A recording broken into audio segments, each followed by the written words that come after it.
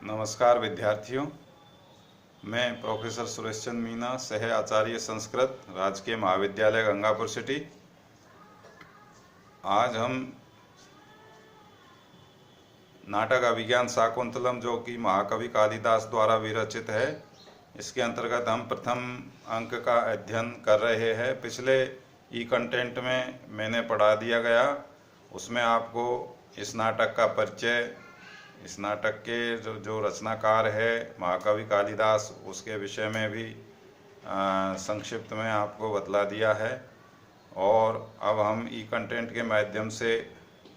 इस नाटक का जो प्रथम अंक है उसके अंतर्गत अध्ययन कर रहे हैं। कल के ई कंटेंट में पढ़ा था कि नटी और सूत्रधार नाटक के रंगमंच से प्रस्थान करने के उपरांत रंगमंच पर धनुष बाण हाथ में लिए हुए, मृग का पीछा करते हुए, रथ पर बैठे हुए राजा और सारथी का प्रवेश होता है। प्रवेश होने के उपरांत जो दृश्य है रंगमंच पर, वो इस प्रकार का है कि राजा है वो शिकारी के वेश में होता है। इसी स्थिति में सूत है वो राजा को देखता है, और एक मृग होता है कृष्णसार, जो कि काले रंग का एवं चितकबरे रंग का एक विशेष प्रकार का मृग होता है। तो उस मृग का शिकार करने के लिए सारथी रथ को मृग के पीछे दौड़ा देता है राजा के आदेशानुसार। जैसे ही राजा के आदेशानुसार रथ को दौड़ाता है तो मृग है वो बहुत तेजी से, द्रुत गति से आगे आश्रम की ओर दौड़ने लगता है। ऐसी स्थिति में सारथी है जो रथ को हाँकता है, वो एक दृष्टि मृग पर डालता है और फिर उसी समय एक दृष्टि राजा के ऊपर डालता है। तो सारथी कहता है कि मैं इस कृष्णसार मृग को और आप पर एक साथ दृष्टिपात करता हुआ मुझे ऐसा प्रतीत हो रहा है, ऐसा लग रहा है जैसे कि मृग रूपधारी यज्ञ का पीछा करते हुए भगवान शिव को देख रहा हूँ। भगवान शिव ने यज्ञ जो मृग का रूप धारण करके भागा था, ये एक पौराणिक कथा है। इसके अंतर्गत मैंने आपको पिछले ई कंटेंट में बता दिया गया था कि दक्ष प्रजापति ने अश्वमेध यज्ञ किया था। उस यज्ञ में भगवान शिव को नहीं बुलाया था, आमंत्रित नहीं किया था, और बिना आमंत्रित ही माता पार्वती उस यज्ञ में पहुंच गई। लेकिन वहां पर पार्वती जी के पिता श्री दक्ष प्रजापति ने शिव जी का अपमान किया। इससे कुपित होकर पार्वती जी ने वहीं देह त्याग दी, और ये समाचार शिव जी ने सुना तो वो स्वयं वहाँ पर जाकर के दक्ष प्रजापति का वध किया, और उसके उपरांत जो यज्ञ था वो मृग का वेश धारण करके भागने लगा। तो पिनाक धनुष जो भगवान शिव का है उसको धारण करके भगवान शिव उस मृग रूपधारी यज्ञ का पीछा करते हुए दौड़ने लगे। तो ऐसा दृश्य सूत सारथी को दिखलाई पड़ रहा है, उसका यहाँ पर वर्णन किया गया है। इसके उपरांत अग्रिम आगे राजा जो सारथी से कहता है, राजा सूत, हे सारथी, दूरम अमुना सारंगेण वयम आकृष्टा। दूरम अमुना सारंगेण, यह जो हिरण है सारंगेण मृग के द्वारा, दूरम वयम आकृष्टा, हमको ये बहुत दूर तक खींच लाया है। अर्थात ये हमारे आगे आगे दौड़ रहा है और हम इसके पीछे पीछे इसका शिकार करने के लिए दौड़ रहे हैं, लेकिन ये हमको बहुत दूर तक ले आया है। अयम पुनर्दानीम अपि, और ये बहुत दूर तक ले आने के पश्चात भी, अर्थात ये बहुत दूर तक आ गया है, ये थका भी नहीं है। इसका कहने का राजा का तात्पर्य है कि ये रुक नहीं रहा है, ये थका भी नहीं है, और ये बहुत दूर तक ले आने के उपरांत भी अब भी ग्रीवा भंगा विरामम मुहुर्नुपतति चंदने बद्ध दृष्टि पश्चार्देन प्रविष्ट सरपतन भयात भूयसा पूर्व कायाम दर्वई अर्धावलीढ़ श्रम विव्रत मुख भ्रंसी विकीर्ण वर्तमा पश्योदग्र प्लुतत्वात् वियति बहुतरम स्तोकम उरुभ्याम प्रियाति। तो राजा इस श्लोक के माध्यम से वो जो हिरण है, मृग है, उसकी स्वाभाविक चेष्टाओं का वर्णन करता हुआ कहता है। इसका जो अन्वय है वो होगा पश्चे अनुपतति चंदने मुहु ग्रीवा भंगाभिरामम बद्ध दृष्टि। सरपतन भयात भूयसा पश्चार्देन पूर्व कायाम प्रविष्टै श्रम विव्रत मुख भ्रंशी भी अर्धावलीढ़ दर्भई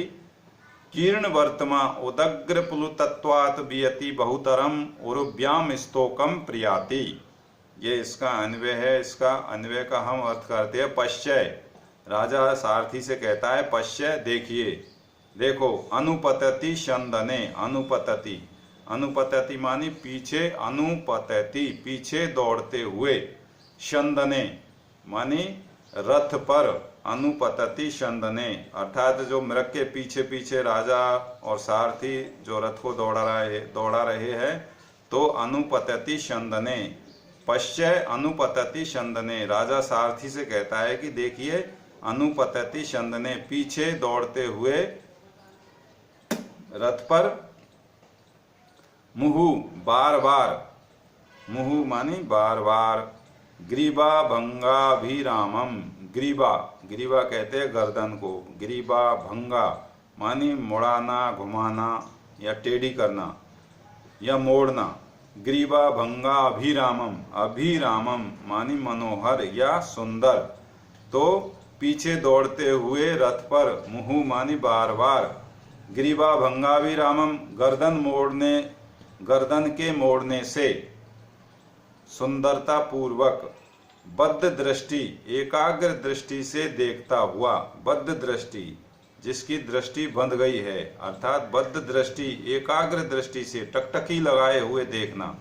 एकाग्र दृष्टि से देखता हुआ, सर पतन भयात, सर पतन भयात, सर बाण के, पतन मानी लगने के, भयात मानी डर से, हैं, तो बाण के लगने के डर से या भय से, भूयसा, भूयसा का मतलब होता है बहुत अधिक, भूयसा बहुत अधिक, पश्चार्देन शरीर के पिछले आधे भाग से, पश्चार्देन, पश्च और देन, पश्चार्देन शरीर के पिछले आधे भाग से, पूर्व कायाम शरीर के आगे के भाग में, पूर्व कायाम शरीर के आगे के भाग में, पूर्व कायाम, प्रविष्ट,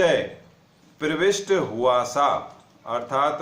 जो शरीर का आधा हिस्सा है, आधा भाग है, पश्चार्देन पूर्व कायाम प्रविष्ट, ऐसा लग रहा है वो हरिण दौड़ते हुए,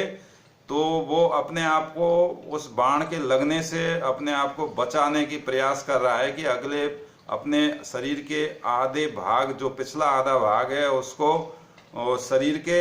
अग्रिम जो आधा भाग है उसमें वो प्रविष्ट किया हुआ सा प्रतीत हो रहा है, घुसा आया हुआ सा प्रतीत हो रहा है, प्रविष्ट हुआ सा लग रहा है। इसके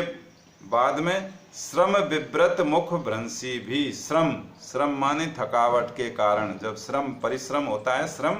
श्रम विव्रत, विव्रत मानी खुलना, मुख, मुख मानी मुंह, भ्रंशी भी मानी उनसे गिरा हुआ, तो थकावट के कारण खुले हुए मुख से गिरने वाले, दर्भई, दर्भई होते हैं कुश, जो डाब होती है, कुशाएं होती है, अर्थात घास एक प्रकार से, तो जो डाब है, कुशाएं हैं, जो जिस समय मृग का पीछा नहीं किया हुआ था उस समय वो मृग घास चर रहा था, कुशाओं को खा रहा था, चर रहा था, तो कुशों को चरने के कारण जो उसके मुंह में, जैसे ही उसको मृग को पता लगा तो वो ऐसे ही दौड़ने लग गया, दौड़ते दौड़ते वो थक गया, थकने से उसका जो सांस फूलती है, तो स्वाभाविक रूप से जैसे अपन भी दौड़ते हैं तो अपना भी नाक से सांस नहीं ली जाती है, तो अपन को भी मुंह खोलना पड़ता है, क्योंकि शरीर बॉडी के लिए उस समय ज़्यादा ऑक्सीजन की ज़रूरत पड़ती है, तो हमारा भी मुंह खुल जाता है। इसी तरह से मृग का भी मुंह खुल गया, तो मुंह खुलने से कीर्ण वर्तमा, जो मुंह में डाब या कुश थी वो दबी हुई थी, आदि चबाई हुई थी, वो गिर गई थी, जिनसे कि कीर्ण वर्तमा, उसका मृग का जो मार्ग था वो भर गया था, अर्थात व्याप्त हो गया था। उदग्र पुलुतत्वात्, और उदग्र पुलुतत्वात् हिरण होता है वो बहुत ही ऊंची ऊंची छलांगे मार करके दौड़ता है, तो उदग्र पुलुतत्वात् ऊंची ऊंची छलांग भरने के कारण बियति मनी आकाश में, बहुतरम अर्थात बहुत ज्यादा, उर्व्याम, उर्व्याम कहते हैं पृथ्वी को, उर्व्याम पृथ्वी पर स्तोकम बहुत कम, स्तोकम मानी बहुत कम, प्रयाति चलता है या दौड़ रहा है। तो राजा सारथी से कहता है कि ये बहुत ऊंची ऊंची छलांग लगाने के कारण ऐसा लग रहा है जैसे ये आकाश में बहुत ज्यादा चल रहा है और पृथ्वी पे बहुत कम चल रहा है, और ऐसा दिखाई ऐसा दे रहा है रथ के ऊपर से जैसे ये आकाश में जैसे उड़ रहा है, पृथ्वी पे बिल्कुल ही नाम मात्र का चल रहा है। और ये स्वाभाविक रूप से भी है कि हिरण की जो छलांगे हैं वो 10-10, 12, 15-15 फीट की दूरी पर जाकर के वो पैर टेकता है। तो इतनी ऐसा ही प्रतीत होता है कि वो क्षण मात्र के लिए पृथ्वी पर पैर टेक करके पुनः आकाश में ही उड़ रहा है। अब आगे इसका विस्तार से हम अध्ययन करेंगे। जब तक के लिए हम अगला ही कंटेंट में, नमस्कार।